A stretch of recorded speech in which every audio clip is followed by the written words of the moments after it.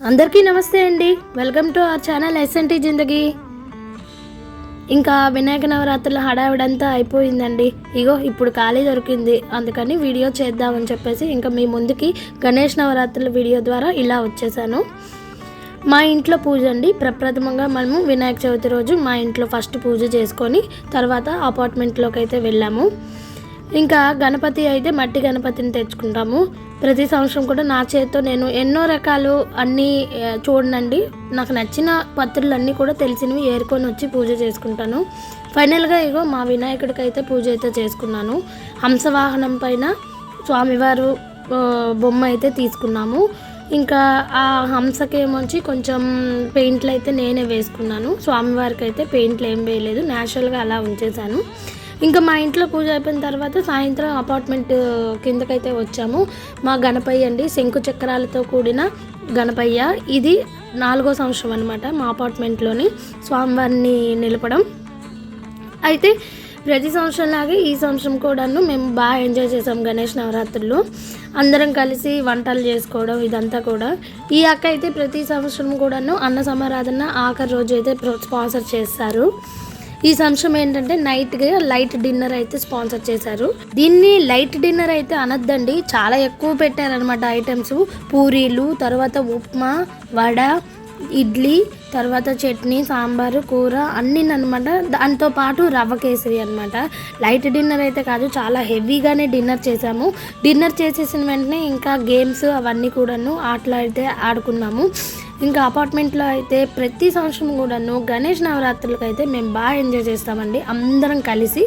అంటే అక్క స్పాన్సర్ చేసింది, అక్కకి మేము అందరం కలిపి హెల్ప్ చేసాము. అందరం కలిసి ఒక ఫ్యామిలీ మెంబర్స్ లాగా స్వామివారి ముందు స్వామివారి ప్రసాదం తింటూ ఉంటే చాలా హ్యాపీగా అనిపిస్తుంది కదా. ఇంకా కబుర్లు చెప్పుకుంటూ కూడా అందరము ఇంకా డిన్నర్ అయితే తినేసాము. అయితే 5 రోజుల్లోనే కొన్ని కైంకర్యాలు అయితే స్వామివారికి చేసాము. ఒక రోజు ఏమొచ్చి గరికమాల, ఇంకో రోజు దీపాలంకరణ, ఇవన్నీ కూడా చేసుకున్నాము. ఏదో మాకు తోచింది మేము స్వామివారికి ఖాళీగా వదలకుండా ఏదో ఒక కైంకర్యం అయితే చేసుకున్నాము. దీపాలంకరణ అయిపోయిన తర్వాత చిన్న భజన చెప్పుకోవడం ఇదంతా కూడాను బాగా ఎంజాయ్ చేసామన్నమాట. ఈ సంవత్సరము మనకి అన్నదాతలు ఎవరు అంటే ఇక్కడ ఉన్న అన్న వాళ్ళేనమాట. అన్నప్రసాదానికి మేము మా ఫ్రెండ్స్ని ఇంకా అపార్ట్మెంట్ వాళ్ళే కాకుండా చుట్టాలని అందరినీ పిలుచుకుంటామన్నమాట.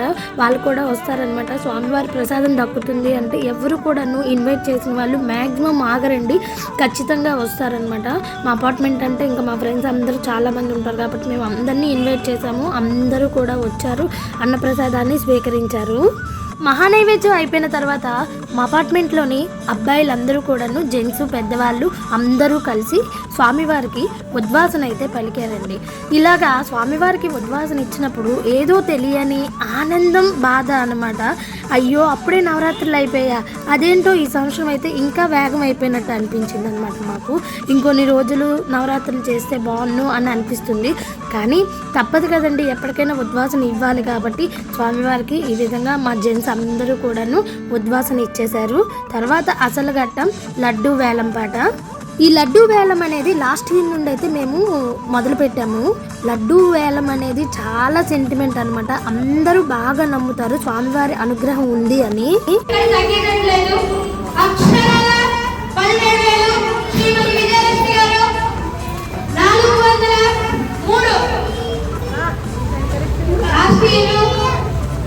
అన్నదాత ఈ ఇయర్ అల్పాహార దాత, 3 years నుండి మనకి అన్నదాత, నెక్స్ట్ ఇయర్ ఎవ్రీ ఇయర్ మనకి వాహనదాత. ఈ సంవత్సరం అయితే 20,000కి వెళ్ళిందండి లడ్డు. లాస్ట్ ఇయర్ అయితే 11,000కి వెళ్ళింది. ఈ అన్న వాళ్ళే లడ్డుని పలికారు. తర్వాత విగ్రహాన్ని కూడా దానం చేశారు ఈ అన్నే. ప్రతి సంవత్సరం విగ్రహదాతలకి, అన్నదాతలకి ఈ విధంగా చిరు సత్కారం అయితే చేస్తామండి. మన కోసం వాళ్ళంత చేసినప్పుడు మనం చేసేది చాలా చిన్నదేను. ఈ 9 రోజుల్లో ఒక చిన్న అదృష్టం దొరికిందండి మాకు. మా ఏరియాలోకి గరికిపాటి వారు వచ్చారండి, గురువు గారు. చూస్తే మీకే తెలుస్తుంది, చాలా దగ్గరలో ఆయన్ని చూసామన్నమాట. యాక్చువల్లీ నాకు ఫీవరు అయినా కూడాను ఆయన ప్రసంగానికి వెళ్ళాలి ఎలాగైనాను అన్నట్టుగా, లైవ్లో చూడాలి అన్నట్టుగా గురువుగారి కోసం వెళ్ళాను. ఈ రోజుల్లో ఈయన అంటూ తెలియని వాళ్ళు లేరు, ఈయన ప్రసంగం అంటే నచ్చని వాళ్ళు కూడా లేరు.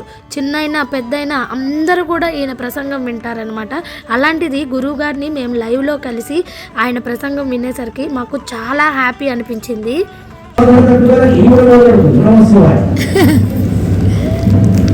ఎందుకంటే ఈ వాదం మా అబ్బాయి చిన్నప్పుడు ఎయిర్పోర్ట్లో గురువు గారిని అయితే కలిసామన్నమాట. అప్పుడు ఫోటో ఇది, ఎందుకో మీతో షేర్ చేయాలనిపించి చేశాను.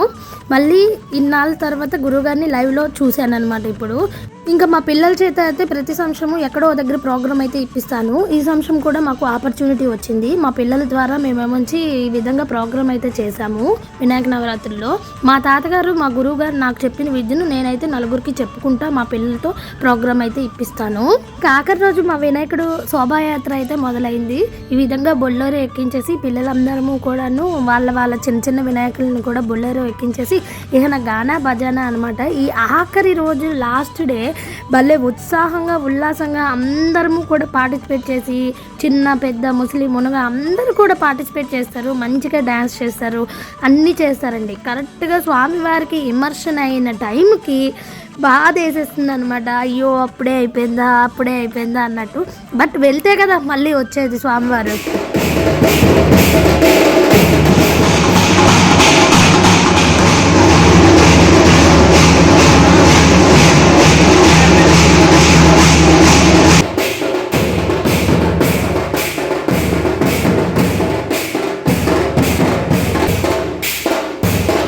ఫ్రెండ్స్, 2025లో ఈ విధంగా వినాయక నవరాత్రులు అయితే మేము సెలబ్రేట్ చేసుకున్నాము. ఇది వీడియో అయితే. ఈ వీడియో కనుక మీకు నచ్చినట్లయితే ప్లీజ్ లైక్ చేయండి, షేర్ చేయండి. నా ఛానల్ని ఫస్ట్ టైం చూసినట్లయితే సబ్స్క్రైబ్ చేసుకోండి. మరిన్ని వీడియోస్తో మళ్ళీ కలుద్దాం. Until then bye friends, thank you. ఓం గం గం గణపతియే నమః.